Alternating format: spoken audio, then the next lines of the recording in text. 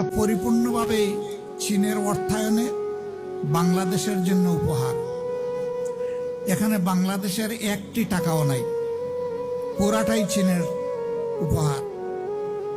কিন্তু বিগত ফ্যাসিস্ট আমলে আমাদের এই বন্ধুত্বের নিদর্শনটা হাইজ্যাক হয়ে গিয়েছিল।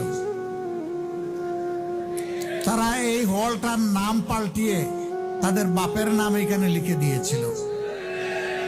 এটি চরম অকৃতজ্ঞতা, এটা হতে পারে না। একটা দেশ ভালোবাসার জায়গা থেকে আমাদেরকে উপহার দিয়েছে, আর তাদের নাম নিশানাই মিটিয়ে দেওয়া হলো। শুধু এক্ষেত্রেই তারা এটা করেননি, সারা বাংলাদেশকেই তারা এইভাবে দখল করে নিয়েছিল। প্রিয় মিরপুরবাসী এবং চীনের আমার প্রিয় বন্ধুগণ,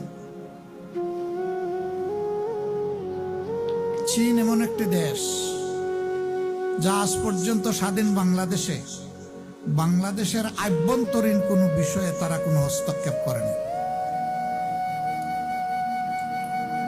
অনেকে বাংলাদেশকে কিছু না দিয়েই, বাংলাদেশ থেকে সব কিছু নিয়েই তারা যখন তখন হস্তক্ষেপ করেন,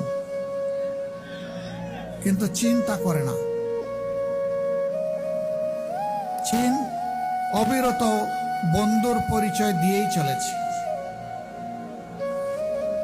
আমরা আশা করব অতীতের চাইতেও আগামী দিনগুলোতে আমাদের প্রিয় বন্ধু রাষ্ট্র চীন আরো বেশি উদ্যোগী হয়ে বাংলাদেশের মানুষের কল্যাণে তারা কাজ করবে।